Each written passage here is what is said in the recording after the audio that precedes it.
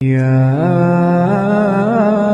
أيها الذين آمنوا اركعوا واسجدوا واعبدوا ربكم وافعلوا الخير. الحمد لله رب العالمين الرحمن الرحيم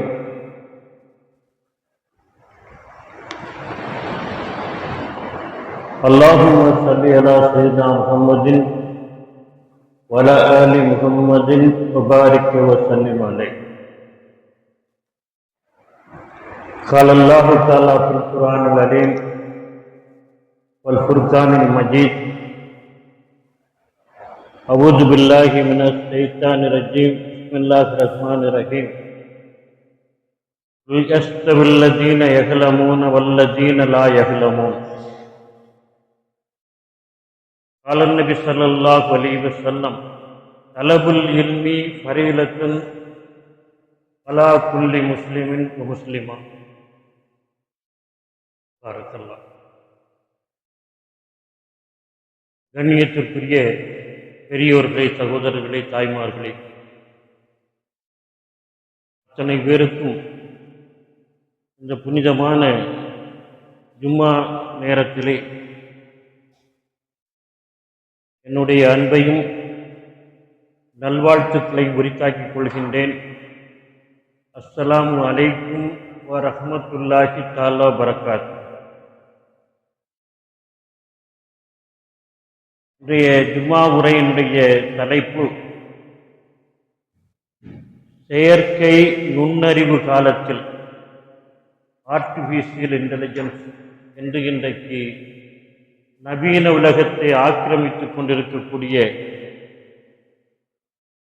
சமகால வளர்ச்சியினுடைய பின்புறத்தில் நம்முடைய இளைஞர்கள் என்ன செய்ய வேண்டும் என்பது குறித்தான ஒரு பொருண்மையிலே இந்த உரையை அமைத்துக் கொள்கின்றேன். அலிகார் பல்கலைக்கழகத்தை நிறுவிய சர் சையத் அகமது கான் அவர்கள் ஒருமுறை ரயிலிலே பயணம் செய்து கொண்டிருந்த பொழுது உடன் பயணித்த ஒருவர் கேட்டார், நீங்கள் என்ன பாரத் லாவா என்று கேட்டார். பாரத் லா என்று சொல்லக்கூடியது சட்டத்துறையிலே அன்றைக்கு பிரிட்டனிலே, லண்டனிலே படித்து பெறுகின்ற உயர்ந்த பட்டம் பாரத் லா என்பது. சையத் அகமது கானிடம் ஒருவர் கேட்டார், நீங்கள் என்ன பாரத் லாவா என்று. அதற்கு சையத் அகமது கான் அவர்கள் சொன்னார், நான் பாரத் லா அல்ல, பாரத் லாவினுடைய அப்பன், தகப்பன் என்று சொன்னார். என்ன செய்தி என்று சொன்னால், சையத் அகமது கான் அவருடைய மகன் சர் சையத் மஹமூத் கான் பாரத் லா பட்டம் பெற்றவர். நான் பாரத் லாவினுடைய தகப்பன், தந்தை என்று சொன்னார். சர் சையத் அகமது கான் இந்திய சமூகத்திலே நவீன கல்வியை வரவு வைத்த தந்தை என்று பேசப்படக்கூடியவர். அவர்தான் ஆங்கில கல்வியினுடைய, நவீன கல்வியுடைய முன்னோடியாக இருந்தவர். அப்பேற்பட்டவருக்கு என்ன பெருமை என்று சொன்னால், அலிகார் பல்கலைக்கழகத்தை நிறுவிய சையத் அகமது கான் அவர்கள் எதை பெருமையாக கருதினார் என்று சொன்னால், நான் பாரத் லா பட்டம் பெற்ற சர் சையத் மஹமூத் கான் அவருடைய தந்தை என்று சொல்வதிலே பெருமைப்பட்டார். இந்த பெருமை, இந்த தகுதி, அருமை நம்மில் எத்தனை பேருக்கு கிடைத்திருக்கிறது என்பதுதான் இன்றைக்கு இருக்கக்கூடிய ஒரு கேள்வி. நம்முடைய தலைமுறையை சொல்லி நாம் எந்த அளவுக்கு பெருமைப்பட்டுக் கொள்கிறோம், எந்த அளவிற்கு மன நிறைவு கொள்கிறோம், மகிழ்ச்சி கொள்கிறோம் என்று சிந்தித்து பார்க்க வேண்டிய ஒரு சூழலிலே இன்றைக்கு அமர்ந்திருக்கின்றோம். இந்திய சமூகத்திலே சுதந்திர போராட்ட காலகட்டத்திலே ஆங்கிலேயர்களுடைய கல்வி என்று சொல்லக்கூடியது பரவலாக வளர்ந்து கொண்டிருந்த காலகட்டத்திலே முஸ்லீம்கள் அந்த கல்வியின்பால் எந்த கவனமும் செலுத்தாதவர்களாக இருந்தார்கள். ஏன் அந்த கல்வியை புறக்கணித்தார்கள். ஏனென்றால் ஆங்கிலேயர்கள் மீதான வெறுப்புணர்ச்சி என்று சொல்லக்கூடியது முஸ்லிம்களுடைய தேசிய உணர்ச்சியும் தேசப்பற்றும் என்று சொல்லக்கூடியது ஆங்கிலேயர்கள் வழங்கிய கல்வியின் மீதான வெறுப்பாக அன்றைக்கு வளர்ந்திருந்தது. முஸ்லிம்களுடைய ஆட்சியை வீழ்த்திவிட்டுத்தான் இந்தியா முழுக்க ஆங்கிலேயர்கள் தன்னுடைய ஏகாதிபத்தியத்தை இந்தியாவிலே கட்டமைத்தார்கள். எனவே ஆங்கிலேயர்கள் மீது இயல்பான ஒரு வெறுப்பு என்பது முஸ்லிம்களுக்கு இருந்தது. அது மட்டுமல்ல, ஆங்கிலேயருடைய வருகையின் போது உடன் நுழைந்து வளர்ந்து கொண்டிருந்த கிறிஸ்தவ சமயம் என்று சொல்லக்கூடியது இஸ்லாமிய கலாச்சாரத்தையும் பண்பாட்டையும் அழித்து விடுமோ என்கின்ற அச்சமும் முஸ்லிம்களுக்கு அன்றைக்கு இருந்தது. அதனால் அவர்களுடைய கலாச்சாரத்தை வெறுத்தார்கள். கிராப் வெட்டக்கூடாது என்று சொன்னார்கள், பேன்ஸ் அணியக்கூடாது என்று சொன்னார்கள். தோப்பில் முகமது மீரான் தன்னுடைய கடலோர கிராமத்தின் கதைகளை அழகாக சொல்லுவார். கால் சுராயும் போட்டுக்கிட்டு, கால் சுரான பேண்ட் மாடு, இப்போ ஒருத்தர் சொல்றார், கால் சுராயும் போட்டுக்கிட்டு கிராப்பும் வெட்டிக்கிட்டு நாக்கில் நஸ்ரானிக்க முடியும் கொண்டுகிட்டு அலையிறானுவோம். நஸ்ரானிக்க முடிந்தா கிறிஸ்தவனுடைய ஆங்கிலம். கால் சுராயும் போட்டுக்கிட்டு கிராப்பும் வெட்டிக்கிட்டு நாக்கில் நஸ்ரானிக்க முடியும் கொண்டு அலையிறானுவோ, இவனெல்லாம் அல்லாஹ் நரகத்தில் தீக்கங்க திங்க வைப்பான் என்று ஒருவர் பேசுகின்றதை பதிவு செய்கின்றார். இது ஒரு அறியாமையினுடைய பேச்சாக, மூடத்தன்றிய பேச்சாக நான் கருதவில்லை. அன்றைக்கு இருந்த சமூகத்திலே ஆங்கிலேயர்கள் மீதான அடக்குமுறைக்கு எதிரான முஸ்லிம்களுடைய உணர்ச்சியும் தேசப்பற்றும் என்று சொல்லக்கூடியது அவர்களுடைய கலாச்சாரத்தை, அவர்களுடைய மொழியை, அவர்களுடைய கல்வியை எல்லாவற்றையும் புறக்கணிக்க செய்தது. இதனுடைய விளைவு என்ன என்று சொன்னால், மற்ற சமூகங்களை விட கல்வியிலே நவீன கல்வியை பெற்றுக் கொள்வதிலே கிட்டத்தட்ட ஒரு 25-30 ஆண்டுகள் இஸ்லாமிய சமூகம் பின்தங்கி போனது என்பதுதான் காரணம். இந்த நேரத்தில் தான் சர் சையத் அகமது கான் அலிகார் பல்கலைக்கழகத்தை பல எதிர்ப்புகளுக்கு இடையிலே நிறுவி நவீன கல்வியை பெறுகின்ற ஒரு சூழலிலே இந்தியாவிலே வரவு வைத்தார். அதன் பிறகுதான் இந்திய முஸ்லிம்கள் உலக கல்வியை, நவீன கல்வியை பெறுவதிலே அதிகமாக ஆர்வம் செலுத்தினார். இது ஒரு வரலாறு சார்ந்த விஷயமாக அமைந்திருக்கின்றது. அப்படி வளர்ந்த இந்த கல்வியில் வளர்ந்த இஸ்லாமிய சமூகம் இன்றைக்கும் கூட வளர்ந்திருக்கக்கூடிய பல சமூகங்களோடு ஒப்பிடுகின்ற பொழுது, ஏன் அடித்தட்டு சமூகங்களோடு தலித் சமூகங்களோடு ஒப்பிடுகிற பொழுது கூட கல்வியிலே மிகவும் பின்தங்கி இருக்கின்றது. அதுவும் தென்னிந்தியா பரவாயில்லை, வட இந்தியா மிகவும் மோசமான சூழலிலே இருக்கிறது. எச்ஆர் கமிஷனுடைய அறிக்கையிலே சொல்லப்படக்கூடிய செய்தி, வட இந்தியாவில் வாழுகின்ற முஸ்லிம்கள் இங்கு வாழ்கின்ற தாழ்த்தப்பட்ட சமூகத்தை விட பொருளாதாரத்திலும் கல்வியிலும் பின்தங்கி இருக்கிறார்கள் என்பது அறிக்கையினுடைய வெளிப்பாடு. ஆனால் இதையெல்லாம் பேசிக் கொண்டிருக்கிறோமே தவிர இன்றைக்கும் அதற்கான முன்முயற்சிகளை எடுத்து சமுதாயத்தை வளர்ப்பதற்கான ஆரோக்கியமான வழிமுறைகளை நாம் அதிகம் கையாள்வதில்லை. கையாளுகின்றவர்களுக்கும் கூட ஆதரவு கொடுப்பதில்லை என்பதுதான் நிதர்சனமான உண்மை. நியூயார்க் டைம்ஸினுடைய ஆசிரியர் ஜோசப் ஃப்ரீட்மன், முன்னாள் ஆசிரியர், ஒரு புத்தகம் எழுதியிருக்கிறார். த வேர்ல்ட் இஸ் பிளாட், உலகம் தட்டை என்று ஒரு நூல் எழுதியிருக்கின்றார். நியூயார்க் டைம்ஸுடைய முன்னாள் ஆசிரியர் Joseph Friedman the world is flat என்று சொல்லக்கூடிய ஒரு நூலை எழுதியிருக்கிறார். அந்த நூலிலே ஒரு செய்தியை குறிப்பிடுகின்றார். நான் சிறுவனாக இருக்கின்ற பொழுது, அவர் சொல்வது 60, 70, 50 ஆண்டுகளுக்கு முந்தைய செய்தியை பேசுகிறார். நான் சிறுவனாக இருக்கிற பொழுது, உணவருந்துகின்ற பொழுதெல்லாம் என்னுடைய தாய் என்னை உணவை சாப்பிடுவதற்காக வேண்டி என்னை வற்புறுத்தி பயமுறுத்தி கொண்டே இருப்பாள். என்ன சொல்லி பயமுறுத்துவாள் தெரியுமா? நம்ம வீடுகளில் குழந்தைகள் சாப்பிடலைன்னு சொன்னா பயமுறுத்துவாங்கல்ல, சீக்கிரம் சாப்பிட்டு பூச்சாண்டி வந்துடுவான், அந்த கண்ணை வந்துடுவான் அப்படின்னு பயமுறுத்துறது மாதிரி, ஜோசப் ஃப்ரீட்மனுடைய தாயார் அவர் சின்ன பையராக இருக்கிற பொழுது உணவருந்துகின்ற பொழுதெல்லாம் அவரை பயமுறுத்தினாளாம். என்ன சொல்லி பயமுறுத்தினால் தெரியுமா?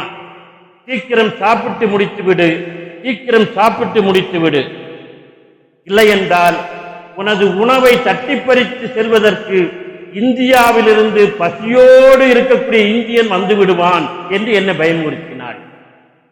சீக்கிரம் சாப்பிட்டு முடித்து விடு, சீக்கிரம் சாப்பிட்டு முடித்து விடு, இல்லை என்றால் பசியோடு கிடக்கக்கூடிய இந்தியன் உனது உணவை தட்டி பறித்து விட்டு சென்று விடுவான், சீக்கிரம் சாப்பிட்டு என்று என்னை பயமுறுத்தினாள். ஆனால் இன்றைக்கு நான் என்னுடைய பிள்ளைகளிடம் சொல்கின்றேன், சீக்கிரம் ஹோம்ஒர்க்கை முடித்து விடுங்கள், சீக்கிரம் ஹோம்ஒர்க்கை முடித்து விடுங்கள், படித்து விடுங்கள். இல்லை என்றால் உங்கள் வருங்கால வேலையை தட்டி பறிப்பதற்காக இந்தியாவிலே இருந்து உயர்ந்த கல்வி தகுதியோடு வந்து கொண்டிருக்கிறார்கள் என்று நான் என்னுடைய பிள்ளைகளிடம் சொல்கிறேன். இதுதான் நம்முடைய தேசத்தினுடைய வளர்ச்சியினுடைய அளவு. இந்த வளர்ச்சியை எத்தனை சமூகங்கள், எத்தனை மக்கள் பெற்றிருக்கிறார்கள், யாருக்கு இந்த தகுதி தேர்ந்திருக்கிறது என்பதை ஆராய்கிற பொழுது முஸ்லிம்கள் அதிலும் மிகவும் பின்தங்கி இருக்கிறார்கள். அரபு நாடுகளிலெல்லாம் வேலை செய்கிறோம். ஒரு பெரிய தலைமுறை தன்னுடைய வாழ்க்கையை அங்கே தொலைத்து விட்டு வந்திருக்கின்றது. அது குறைஞ்சபட்ச பொருளாதாரத்தை, வாழ்வாதாரத்தை உருவாக்கி கொடுத்திருக்கிறது, அவ்வளவுதான். ஆனால் அரபு நாடுகளுக்கு சென்றாலும் இவர்கள் இங்கே யாருக்கு கீழே வேலை பார்க்கிறார்களோ அவர்களுக்கு தான் அங்கே போய் வேலை பார்க்கிறார்கள்.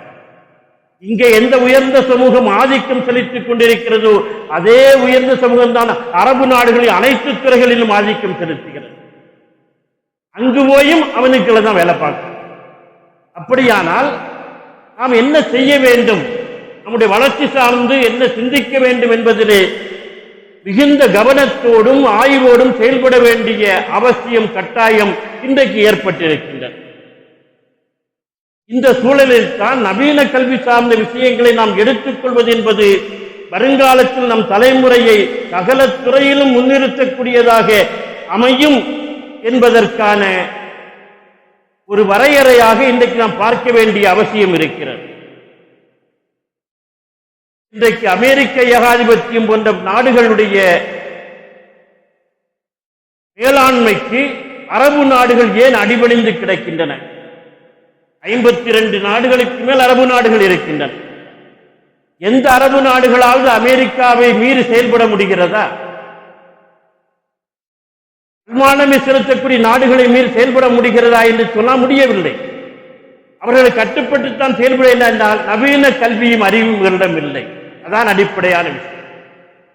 இஸ்ரேல் என்று சொல்லக்கூடிய ஒரு குட்டி பிரதேசம் இன்றைக்கு உலகத்திலே ஆதிக்கம் செலுத்துகிறது. தனக்கு இடம் கொடுத்த ஒரு சமூகத்தையே அனாதையாக ஆக்கி இன்றைக்கு தண்ணீருக்குள்ளே மூழ்கி அடித்திருக்கிறது என்று சொன்னால் அவர்கள் கையில் நவீனம் இருக்கின்றது, நவீன கல்வி இருக்கிறது, நவீன ஆயுதங்கள் இருக்கின்றன, ஒன்றும் செய்ய முடியவில்லை. ஈரான் என்று சொல்லக்கூடிய ஒரு நாடு மட்டும்தான் இன்றைக்கு வல்லாண்மைகளை எதிர்த்து நிற்கிறது, அமெரிக்காவை எதிர்த்து நிற்கிறது என்று சொன்ன அர்த்தம் ஈரான் நவீனத்தை கையில் வைத்திருக்கிறது. வளர்ந்த நாடுகளில் இருக்கக்கூடிய அத்தனை நவீனங்களும் அதனுடைய கையிலே இருக்கிறது. நவீன கல்வியை, நவீன வளர்ச்சியை, நவீன துறை சார்ந்த பங்களிப்புகளை பெறாத காரணத்தினால் உலகில் முஸ்லிம்கள் இன்றைக்கு கிட்டத்தட்ட ஒரு 30% பேர் இருந்தாலும் கூட அவர்களுக்கான முகவரி என்பது கிடைக்காமல் இருக்கிறது. இந்திய சமூகத்தில் இன்னும் மோசமான ஒரு சூழல் உருவாகி இருக்கிறது என்பதை பார்க்கிறோம்.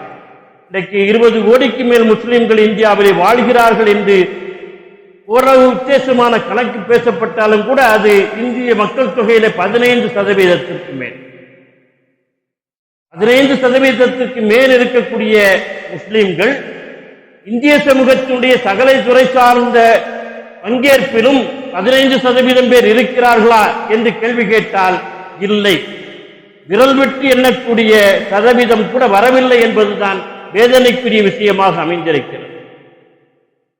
எனவே இந்த மார்க்கம் ஆன்மீகத்தை மட்டும் போதித்துக் கொண்டு நம்பிக்கையின் அடிப்படையில் மனிதனை வழிநடத்தி சென்று கொண்டிருக்கக்கூடிய மார்க்கம் மட்டுமல்ல, இறை நம்பிக்கையோடு வாழ்வியலை முன்னெடுத்து செல்லக்கூடியதை வேறாக விதையாக வைத்திருக்கக்கூடிய மார்க்கம் இஸ்லாமிய மார்க்கம். ஆனால் அது வளர்ந்து கிளை பரப்புகின்ற பொழுது அது நவீனங்களை கையிலே எடுத்துக் கொள்கிறது. உலகினுடைய அனைத்து துறை சார்ந்த அறிவையும் பெற்றுக்கொண்டு நீ முன்னேறி செல் என்று பிரகடனப்படுத்துகின்றது. வானம் பூமியினுடைய எல்லைகளை கடந்து செல்ல முடியுமா? உங்களுக்கு சக்தி இருந்தால் சென்று விடுங்கள் என்று குர்ஆன் சவால் விடுகிறது என்று சொன்னால் மனிதனால் முடியும். அதற்கான ஆற்றல் சக்தி அவனுக்கு வேண்டும். அதுதான் அவனுடைய நவீனம், அவனுடைய கண்டுபிடிப்புகள். சென்று விடுங்கள் என்று குர்ஆன் சொல்கின்றது. என்னுடைய படைப்பினங்களை பற்றி சிந்தித்து பாருங்கள், அவற்றில் நான் அவங்களுக்கு மாபெரும் அறிவை, ஞானத்தை வைத்திருக்கிறேன், சிந்தித்து பாருங்கள் என்று பேசுகிறார். 15 ஆண்டுகளுக்கு முன்னால் அமெரிக்கா உளவு பார்ப்பதற்காக வேண்டி விண்ணுக்கு ஏவி இருந்த US-193 என்று சொல்லக்கூடிய ஒரு விண்கலம், அது தன்னுடைய செயல்பாட்டை இழந்து பூமி நோக்கி வந்து கொண்டிருக்கிறது என்று பரபரப்பான செய்தியை ஊடகங்கள் பேசின. உடனே ரஷ்யாவும் சீனாவும் அமெரிக்காவை எச்சரித்தன, இந்த விண்கலம் பூமியிலே விழுந்துவிடக்கூடாது, விழுந்தால் மிகப்பெரிய உயிர் சேதம் ஏற்படும். எனவே வான்வெளி மண்டலம் என்று சொல்லக்கூடிய இந்த கேலக்சியிலேயே அந்த விண்கலத்தை சிதைத்து அழித்து விடுங்கள் என்று எச்சரித்தன. உடனடியாக அமெரிக்கா என்ன செய்தது, தன்னுடைய கப்பல் தளத்தில், ராணுவ கப்பல் தளத்தில் இருந்து SM-3 என்று சொல்லக்கூடிய மிகப்பெரிய, அதாவது ஒரு செகண்டுக்கு 15,000 கிலோமீட்டர் வேகத்தில் போகும், அவ்வளவு வேகத்தில் செல்லக்கூடிய ஏவுகணையை விண்ணுக்கு அனுப்பி வான்வெளி மண்டலத்தில், பால்வீதி மண்டலத்திலேயே அந்த US-193 என்கிற விண்கலத்தை சிதைத்து அழித்து விட்டது. அதனால் பூமிக்கு எந்த பாதிப்பும் இல்லாமல் போனது. இது நடந்த விஷயம். ஏன் ரஷ்யாவும் சீனாவும் எச்சரித்த இந்த பூமியிலே அந்த விண்கலம் விழுந்துவிடக்கூடாது என்று எச்சரித்தன என்று சொன்னால், அந்த விண்கலத்திலே 400 கிலோ எடை உள்ள ஒரு வெசல், ஒரு பாத்திரம் இருக்கிறது, ஒரு பெட்டி.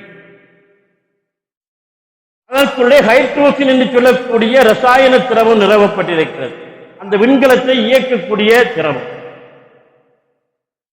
ஒருவேளை பூமியிலே விழுந்து அந்த விண்கலம் வெடித்து சிதறினால் அந்த ரசாயனம் பரவி எங்கெல்லாம் போகிறதோ அதை சுவாசிக்கக்கூடிய அத்துணை உயிரினமும் இறந்து போய்விடும், மிகப்பெரிய ஒரு ஆபத்து நிகழ்ந்துவிடும்.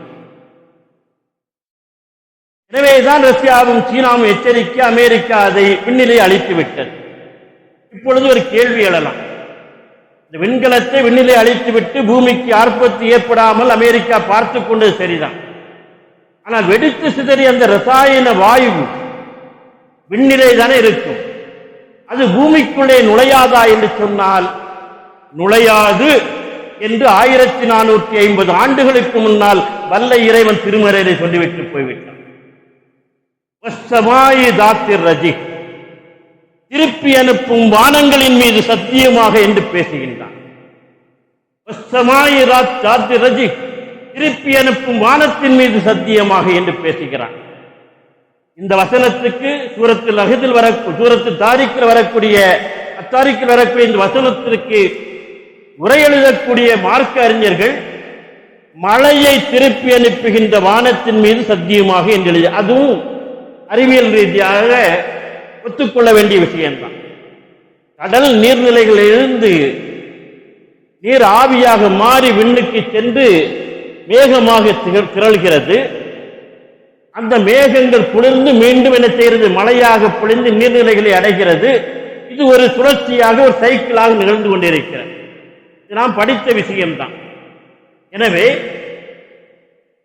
திருப்பி அனுப்பும் வானத்தின் மீது சத்தியமாக என்பதற்கு திருக்குர்ஆன் இப்பொழுது தர்ஜுமாவை எடுத்து பார்த்தால் என்ன உரை என்று சொன்னால், மழையை திருப்பி அனுப்பும் வானத்தின் மீது சத்தியமாக என்று இருக்கு.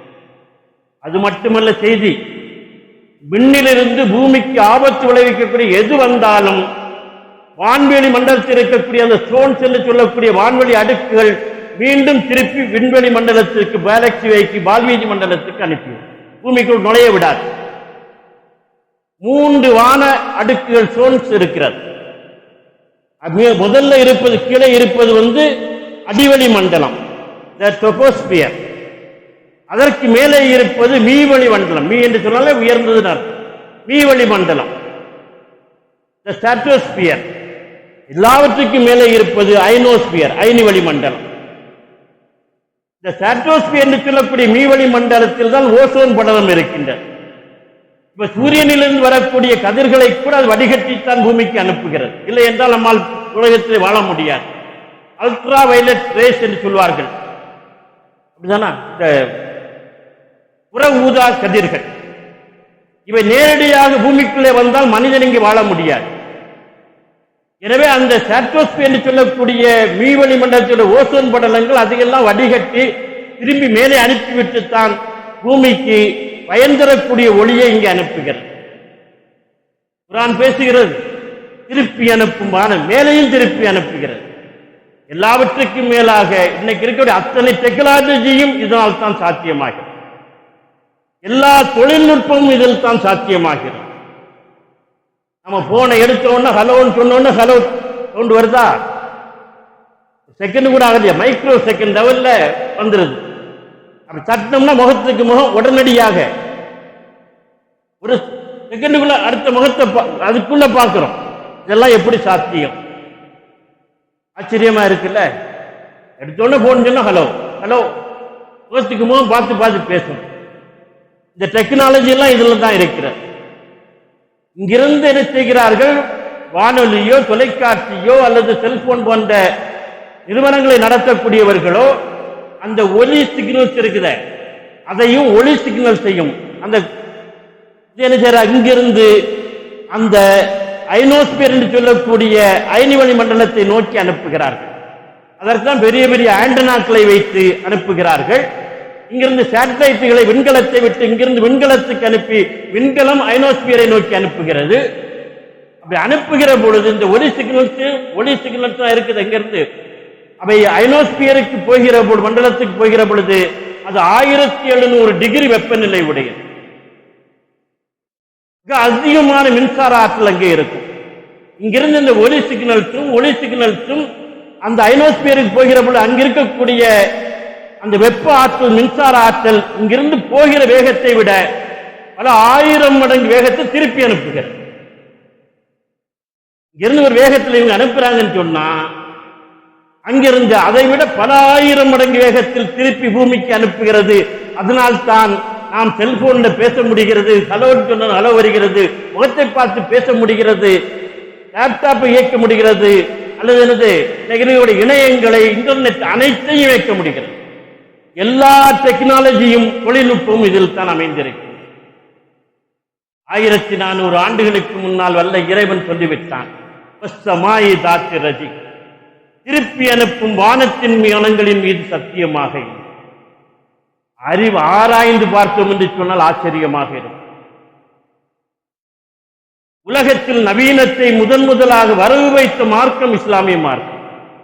இன்றைக்கு நாசா என்ன செய்கிறது? அமெரிக்காவுடைய விண்வெளி ஆய்வு மையம் நாசா அவருடைய கட்டுப்பாட்டில் தான் இன்றைக்கு உலகமே இயங்குகிறது. திருக்குர்ஆனில் சொல்லக்கூடிய அறிவியல் அத்தாட்சிகள் குறித்து ஆய்வு செய்து கண்டுபிடிப்பதற்கு தனி குழுவை அமைத்திருக்கின்றார். அவர்களுக்கு தெரிகிறது குர்ஆன் பேசுகிறது என்று.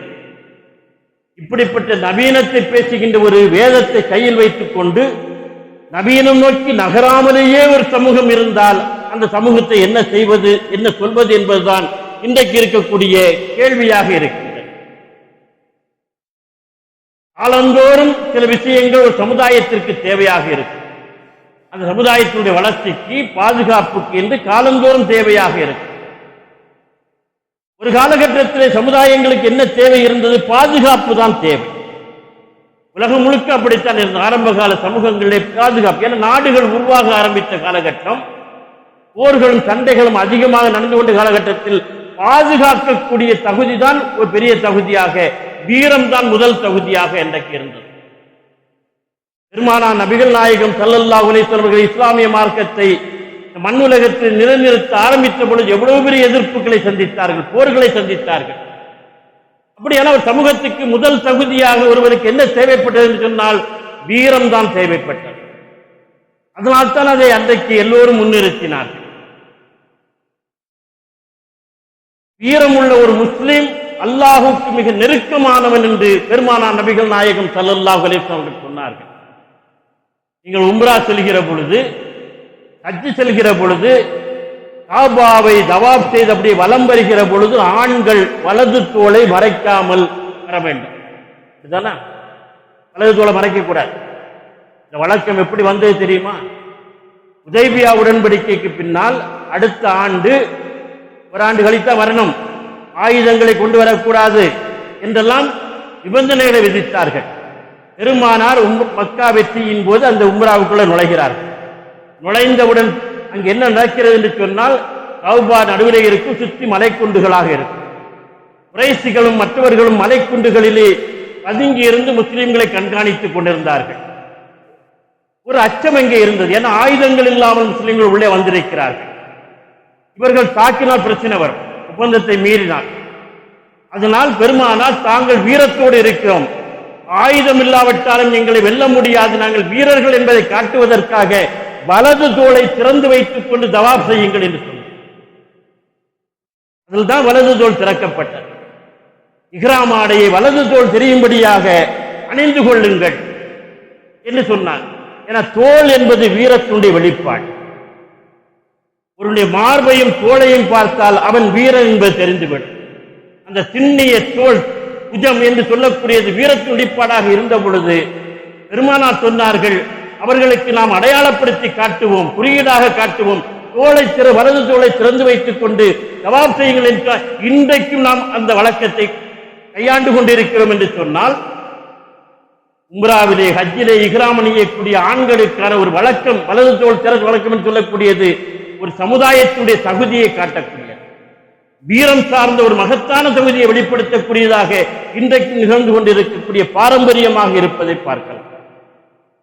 ஒரு காலத்திலே அப்படி இருந்தது. அடுத்து என்ன தேவைப்பட்டது என்றால், அறிவுதான் முதன்மையான விஷயம் என்று உலக சமூகம் கையில் எடுத்துக் கொண்டது.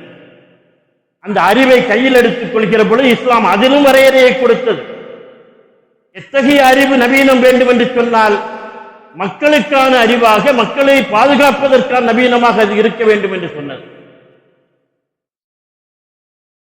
இன்றைக்கு நவீனங்களை கையில் வைத்துக் கொண்டு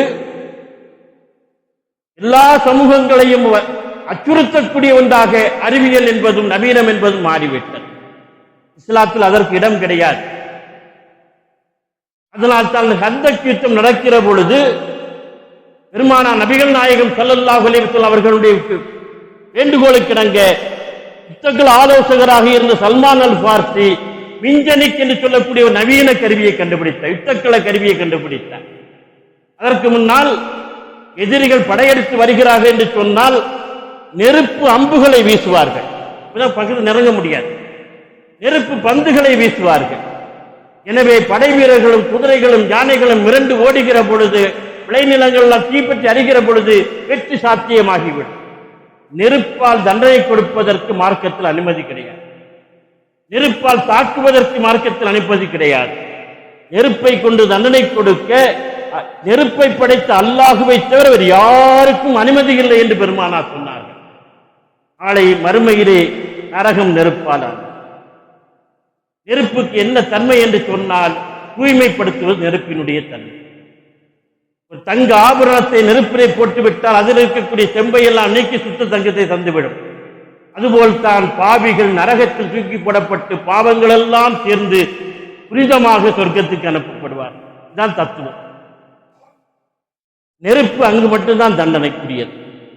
அதனால்தான் சில சமூகங்களின் மீது இறைவனுடைய கோபம் இறங்குகிற பொழுதெல்லாம் நெருப்பினுடைய சாயல் இருந்ததை குர்ஆன் பேசுகிறது. லூத் நபியினுடைய சமூகத்தின் மீது நெருப்பு கற்கள் வீசப்பட்டன. ஆபிரகாமினுடைய யானைப்படைகளை அபாபில் பறவைகள் சுடுகற்களை வீசி, நெருப்பு கற்களை வீசி சின்ன பின்னமாக மென்று தின்று துப்பப்பட்ட வைக்கோல் போல் ஆட்சி என்று குர்ஆன் பேசுகிறார். இறைவனுக்கு மட்டும்தான் அந்த தகுதி. மனிதனுக்கு நெருப்பை கொண்டு தண்டனை கொடுப்பதற்கோ நெருப்பை கொண்டு தாக்குவதற்கோ தகுதி கிடையாது, அனுமதி மார்க்கத்திலே கிடையாது. ஆனால் இன்றைக்கு நவீன ஆயுதங்கள் முழுக்க நெருப்பை உற்பத்தி செய்தான் மக்களை அழிக்கக்கூடியதாக இருக்கிறது. ஒரு ஏவுகணையைத்தான் சமீபத்திலே இஸ்ரேல் ஏவியது. கிட்டத்தட்ட 300க்கும் மேற்பட்டவர்கள் தீயிலே கருகி போனார்கள். எனவே நவீனம் என்று சொல்லக்கூடியது கூட அச்சுறுத்தக்கூடியதாக, மக்கள் நலனுக்கு எதிரானதாக இருக்கக்கூடாது என்று இஸ்லாம் பேசுகிறது. அப்படியானால் மாற்று என்ன? தாக்க வருகிறார்களே, நெருப்பால் அம்புகளால் தாக்கக்கூடாது, நெருப்பு பந்துகளை கொண்டு தாக்கக்கூடாது, எப்படி எதிர்கொள்வது என்று வருகிற பொழுது சல்மான் அல் ஃபார்சி அவர்கள் பெருமானுடைய வேண்டுகோளுக்கு மிஞ்சனை கருவியை கண்டுபிடித்து எதிரிப்படைகள் வருகிற பொழுது மிஞ்சனிக்கில் பீரங்கி போல இருக்கும், கற்களை நிரப்பி கற்களை வீசி எதிரிகள் பக்கத்தில் வராமல் தடுத்து நிறுத்துவர். நவீனம் என்பது கூட மனித குலத்துக்கு எதிரானதாக, அழிவுக்கு துணை போகக்கூடாது, இருக்கக்கூடாது என்று சொன்ன மார்க்கம் இஸ்லாமிய மார்க்கம். அந்த மார்க்கத்திலே தீவிரவாதிகளுக்கும் அப்பாவிகளை சுட்டுக் கொள்வதற்கும் இடமில்லை. சுட்டுக் கொள்ளக்கூடியவர்கள் அல்லது தீவிரவாதிகள் படக்கூடியவர்கள் முஸ்லிம்களாகவும் இருக்க முடியாது என்பதுதான் மார்க்கம் சொல்லக்கூடிய ஆணித்தரமான செய்தி. இந்த தளத்தில் நின்று கொண்டுதான் இன்றைக்கு நாம் நவீனத்தை பார்க்க வேண்டியிருக்கு. எல்லா நவீனங்களையும் இன்றைக்கு நாம் கையிலே எடுத்துக்கொள்ள வேண்டிய அவசியம் இன்றைக்கு இருக்கின்றது. இன்றைக்கு உலகம் என்பது வேகமாக சென்று கொண்டிருக்கிறது. மொத்த உலகத்தையும் உள்ளங்கைகளுக்குள்ளே கொண்டு வந்து விடலாம். ஒற்றை கடலை உப்பு துளியாக்கி உள்ளங்கடலை கொண்டு கையில் ஏந்துவது போல உலகத்தை உள்ளே கொண்டு வந்து விடலாம். அந்த அளவுக்கு உலகம் வேகமான வளர்ச்சி அடைந்து கொண்டிருக்கிறது. இந்த வளர்ச்சிக்கு தக்க நாம் ஓடியாக வேண்டிய அவசியம் கட்டாயம் இன்றைக்கு நம் சமுதாயத்திற்கு இருந்து கொண்டிருக்கிறது. ஒரு காலத்திலே இந்த நவீனம் நோக்கிய நகர்வு இல்லாத காரணத்தினால்தான் பெரிய பெரிய சாம்ராஜ்யங்கள் வீழ்ந்தன. அன்றைக்கு பிரிட்டன் துருக்கியின் மீது படையெடுத்த பொழுது அவர்கள் நவீன ஆயுதங்களோடு வந்தார்கள். துருக்கிய பெரிய சாம்ராஜ்யம் அன்னைக்கு அவர்கள் கையில் வாளோடு போனார்கள். வாளோடு போனது மட்டும் இல்ல, துருக்கி தொப்பி பார்த்திருப்பீங்க, சோப்பு தொப்பி உயரமா இருக்கும். அவன் ஹெல்மெட்டை போட்டு வந்தான், துப்பாக்கி சுட்டான், ஹெல்மெட்டு கீழே விழாது. இவன் துருக்கி தொப்பி கீழே விழுந்துடக்கூடாது, தொப்பியை ஒரு கையில பிடிச்சிக்கிட்டான். துருக்கிக்காரன் உயரமான தொப்பி கீழே விழுந்துட்டா அவருக்கு எல்லாமே போயிருமா. அதனால தொப்பி அவர் கையில பிடிச்சான், ஒரு கையில வாழை வச்சு திங்குன்னா அவன் குருவியை போல சுட்டுட்டு போயிட்டான். துருக்கி விழுந்து போனான். எல்லா விஷயத்திலும் நவீனத்தை கையில் எடுத்துக்கொண்ட சாம்ராஜ்யங்கள் நாடுகளும் தான் இன்றைக்கு வாழ்ந்து கொண்டிருக்கின்றன. இந்த சமுதாயமும் வாழ வேண்டும். இன்றைக்கு ஆர்டிபிஷியல் இன்டெலிஜென்ஸ் என்று சொல்லக்கூடிய செயற்கை நுண்ணறிவு அனைத்து துறைகளையும் ஆக்கிரமிக்க ஆரம்பித்துவிட்டது. அது நோக்கி நகர்ந்தாக வேண்டிய கட்டாயம் இருக்கிறது. அது என்ன என்றால் ஒரு சின்ன செய்தியை மட்டும் சொல்கிறேன். இப்பொழுது நான் பேசிக் கொண்டிருக்கிறேன் உங்களிடம். இங்கே தமிழ் தெரியாதவர்கள் நிறைய பேர் இருப்பீங்க, இருக்கிறீர்கள் வைத்துக் கொள்வோம். ஹிந்தி மட்டும் தெரிந்தவர் இருக்கிறீங்க, அல்லது ஆங்கிலம் மட்டும் தெரிந்தவர் இருக்கிறீங்க, உருது மட்டும் தெரிஞ்ச இருக்குன்னா இங்க ஆர்டிபிஷியல் இன்டெலிஜென்ஸ் சொல்லக்கூடிய செயற்கை நுண்ணறிவு மூலம் நான் பேசுவதை ஒரே நேரத்தில் நான் பேசுகின்ற பொழுது அவர் ஹிந்தியில் கேட்கலாம், அவர் ஆங்கிலத்தில் கேட்கலாம், அவர் உருதில் கேட்கலாம், அவர் மலையாளத்தில் கேட்கலாம், என்னுடைய குரல்லே கேட்கலாம். அது முக்கியமான விஷயம். மொழிபெயர்த்து உடனே வந்துடும், ஏன் குரல்லே கிடைக்கும். நான் தமிழ்ல தான் பேசுவேன், என்னுடைய குரல்லே ஹிந்தியில் அவர்கள் கேட்கலாம், ஆங்கிலத்தில் கேட்கலாம், உருதில் கேட்கலாம். அதற்கான டெக்னாலஜி இன்றைக்கு வந்துவிட்டது. எல்லா துறைகளையும் ஆரம்பிக்கிற இதுதான் இன்னைக்கு வருங்கால உலகம். இந்த ஆர்டிபிஷியல் இன்டெலிஜென்ஸ் கையில் தான் வருங்கால உலகம் இருக்கின்றது. அனைத்து துறை சார்ந்த வளர்ச்சி இன்னைக்கு ISRO இதை பயன்படுத்த ஆரம்பித்து விட்டது. சந்திராயன் விண்கலத்தை அனுப்புவதில் இன்றைக்கு செயற்கை நுண்ணறிவு அதிகமாக பயன்படுத்துகிறார்கள். RPA என்று சொல்வார்கள், ரோபோட்டிக் செயல்முறை ஆட்டோமேஷன் என்று சொல்லக்கூடியது, ரோபோட்டுகளை பயன்படுத்தக்கூடிய எல்லா இடங்களிலும் வர ஆரம்பித்து விட்டது. இன்றைக்கு நம்முடைய IIT Indian institute of technology டிவாஸ்டா என்று சொல்லக்கூடிய நிறுவனத்தோடு இணைந்து கட்டடக்கலையில பயன்படுத்த ஆரம்பித்து விட்டார்கள்.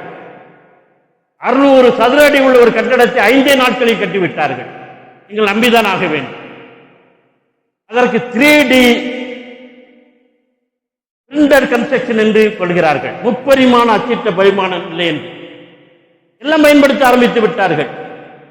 இதனால் நேரம் மிச்சம், செலவு மிச்சம், பொருள் விரயம் என்பது குறைவு என்று உலகம் எங்கேயோ நகர்ந்து ஓடிக்கொண்டிருக்கிற பொழுது அனைத்து துறைகளிலும் இன்னும் வந்து கொண்டிருக்கக்கூடிய ஒரு சூழலிலே நாம் இவற்றை கையில் எடுத்துக் கொள்ள வேண்டிய அவசியம் கட்டாயம் அதிகமாக ஏற்பட்டிருக்கிறது. நம்முடைய வருங்கால தலைமுறையை இதற்கேற்ப ஏற்படுத்த வேண்டிய அவசியம் இருக்கின்றது.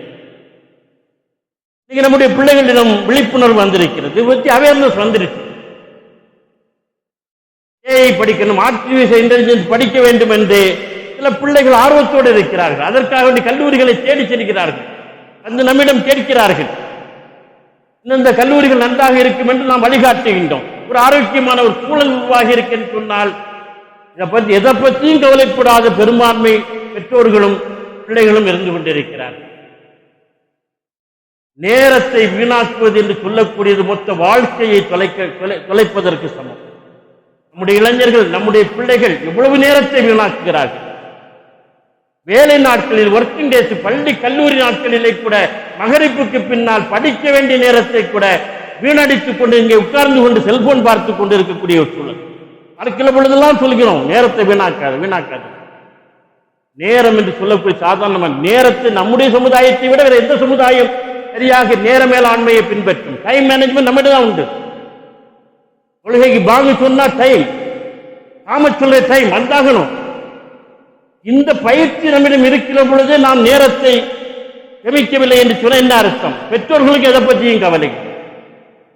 பள்ளிக்கூடத்தில் சேர்த்து விடுவார்கள், கல்லூரி சேர்த்து விடுவார்கள், அவ்வளவுதான், நேர்ந்து விட்டே மாதிரி தான். என்றைக்காவது ஒரு நாள் பள்ளிக்கூடத்திலே கல்லூரியில் நம்முடைய பிள்ளை என்ன படிக்கிறது என்று கேட்கிறீர்களா? ஏதாவது பிரச்சனைனா கூட்டு விடுவாங்க, அப்போ போவாங்க. இல்லை பேரண்ட்ஸ் மீட்டிங் ஒன்று போடுவாங்க, அதான் பாப்பாமார் போறது இல்லை, அம்மாமார் புறப்பட்டு போய் நேர போக்கு போயிட்டு வருவாங்க. அங்க போய் இவங்க பேசுறதும் இல்லை. 2 மாசத்துக்கு ஒரு தடையாவது பள்ளிக்கு கல்லூரிக்கு போய் பிள்ளை என்ன படிக்கிறா என்று கேட்க ஆரம்பித்து விடுங்கள். பாருங்க, ஹெட் மாஸ்டரையோ பிரின்சிபலையோ பார்த்து பேசுங்க, ஹெட் ஆஃப் தி டிபார்ட்மெண்ட்டை பார்த்து பேசுங்க பொழுது பிள்ளைகளுக்கு ஒரு சீரியஸ்னஸ் வந்துடும், ஒரு அக்கறை வந்துடும். இதை பற்றி நம்ம கவலைப்படுறது இல்லை. எவ்வளவு விஷயங்களில் நாம் பின்தங்கி இருக்கிறோம் என்பது ஆச்சரியம். நல்ல சூழல் என்பதை பல இடங்களில் இல்லை. ஒரு அட்மாஸ்பியரை உருவாக்குகிற பொழுதுதான் பிள்ளைகள் படிக்கும். வீடுகளில் இருந்த சூழலை உருவாக்கி இருக்கிறோமா? பிள்ளைகள் படிப்பதற்கான ஒரு அமைதியான சூழலை உருவாக்கி இருக்கிறோமா? ஒரு கட்டுப்பாடான சூழலை உருவாக்கி இருக்கிறோமா? பெரியவர்கள் யாருக்கும் பிள்ளைகள் மரியாதை கொடுப்பதில்லை. இவர்களுக்கு கல்வி அல்ல, எந்த அறிவும் உருப்படியாக வராது. நம்மை போன்ற பெரியவர்கள் சில நேரங்களை சொல்லுகிற பொழுது காதில் வாங்க மாட்டேங்கிறார்கள்.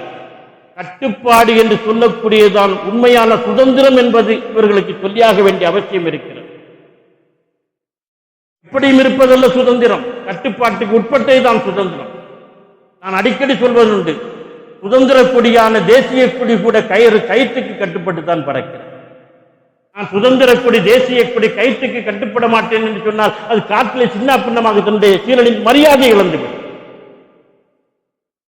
சமுதாயத்திலே, ஒரு குடும்பத்திலே ஒரு என்னென்ன கட்டுப்பாடுகள் உண்டு, இந்த கட்டுப்பாடுகளுக்கு உட்பட்டு நடந்து உன்னுடைய உரிமையை பெறுவதுதான் உன்னுடைய சுதந்திரம் என்பதை பிள்ளைகளுக்கு சொல்லியாக வேண்டிய அவசியம் இருக்கிறது. அதுபோல நல்ல வாய்ப்புகளை வருகிற பொழுது பயன்படுத்திக் கொள்ளுங்க தயவு செய்து. கடந்த ஆண்டு எம்டிபி மண்டபத்தில் வைத்து கலிமா அறக்கட்டளை உயர்கல்வி வழிகாட்டுதல் நிகழ்ச்சி ஒன்றை பிரமாதமாக நடத்தினார்கள். நானும் போயிருந்தேன். நம்ம ஊர்ல யாரும் வரல, மொத்தமே 2 பெண் பிள்ளைகள் வந்தாங்க, ஒரு 2 மாமார் வந்தாங்க. இங்க ஜமாத்து நிர்வாகிகள் வாங்க, நாங்கள் உங்களை கூட்டு போறோம், வேன் பிடிச்சு கூட்டு போறோம், கார் பிடிச்சு கூட்டு போறோம்னு சொன்னாங்க. ஒருத்தர் வரல. பிள்ளைகளும் அதை பற்றி கவலைப்படல, பெற்றோர்கள் அதை பற்றி கவலைப்பட. ஜிம்மால அறிவிச்சார், தலைவர் அறிவிச்சார், ஏற்பாடு செய்யறோம் வாங்க. எங்க போறோம், என்ன செய்ய போறோம், நம்ம பிள்ளைகளை எங்கே கொண்டு போய் நிறுத்த போறோம்? நிறைய நெருக்கடிகள் நம்ம மீது இருக்கிறது, நிறைய சிக்கல்கள் இங்கு இருக்கிறது. அரசியல் சார்ந்து, மதவாதம் சார்ந்து ஒரு நெருக்கடியான சூழலில் நாம் இங்கே நம்மை நிலைநிறுத்திக் கொள்ளவில்லை என்று சொன்னால் வருங்காலம் கை சேதமாகி அந்த அரபு நாடுகள் உங்களுக்கு கை கொடுக்காது. காலம் எல்லாம் முடிந்து விட்டது, உங்களுக்கே தெரியும். போனவர்களிடம் கேட்டு பாருங்கள், 70-80களில் போய்பட்ட பாடுகள் என்ன, பாடுபட்டு அவர்கள் சம்பாதித்து இந்த கட்டடங்கள் இருந்திருக்கிறேன் சொல்லி கேட்டு பாருங்கள். ஒரு சில கடைகளை வைத்துக் கொண்டு சில உட்கார்ந்திருக்க, அதுக்கு பின்னால் அவர்கள் சிந்திய ரத்தம், வேர்வை, சிந்திய கண்ணீர், பிரிவு துயர், இதனுடைய வலி வேதனை என்ன என்று பெரியவர்கள் கேட்டு பாருங்கள். பிள்ளைகளுக்கு எதுவும் தெரிவதில்லை, நான் சொல்வதும் இல்லை. வாய்ப்புகளை பயன்படுத்திக் கொள்ளுங்க. அதே கலிமா அறக்கட்டளை வருகின்ற 3ஆம் தேதி எம்டிபி மண்டபத்தில் நடத்துகிறார்கள். இதற்காவது பிள்ளைகளை அழைத்துச் செல்லுங்கள். 9, 10, 12 படிக்கக்கூடிய பிள்ளைகள், பெற்றோர்கள் சேர்ந்து போங்க. இதைவிட பெரிய வேலை இன்னைக்கு ஒண்ணுங்க இருக்க முடியாது. ஒரு நாள் 2 நாள் ஒதுக்க வேண்டிய இந்த இல்லை. அதுக்கு முன்னாடி 2ஆம் தேதி நம்முடைய ஜமாத்தை கடந்த ஆண்டு நடத்தினோம். 10, 12 படித்து முடித்த பிள்ளைகளுக்கான ஒரு வழிகாட்டு நிகழ்ச்சி இங்க நடத்தினோம் ஜமாத்திலே. அருமையாக தனித்தனியாக பிள்ளைகளை கூட்டு பேசணும். என்ன படிக்க போறீங்க, என்ன ஆசை இருக்கு, என்ன நம்ம திணிக்க கூடாது. அவர்களுடைய ஆசையை வைத்துக் கொண்டு அதற்கு ஒரு வழிகாட்டுதலை கொடுக்கும். 2ஆம் தேதி நடத்துகிறார். நம்முடைய ஜமாத் சார்பாக இதே பள்ளிவாசல் முற்றத்திலே வைத்து, அரங்கிலே வைத்து மாலை 4 மணிக்கு அசர் தொழுகைக்கு பின்னால் ஒரு வழிகாட்டுதல் நிகழ்ச்சி இருக்கு.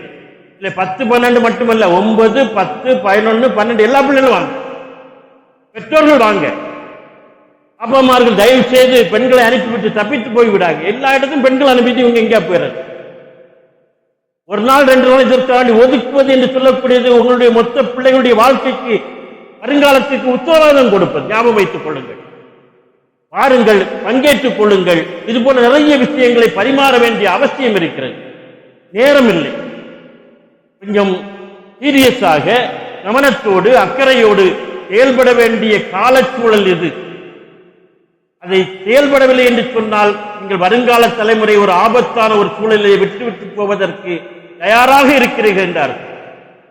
இன்றைய பிள்ளைகள், இளைஞர்கள், மாணவர்கள், மாணவிகள் தயவு செய்து இந்த விஷயங்களை கையிலே கவனத்திலே எடுத்துக்கொண்டு நாம் இந்த விஷயங்களை துறை சார்ந்த அனைத்திலும் சாதிப்பதற்கு நான் தயாராக இருக்கிறேன், அதற்கான உயர்கல்வியை, நவீன கல்வியை பெறுவதற்கு தயாராக இருக்கிறேன் என்று புறப்பட்டு வாருங்கள்.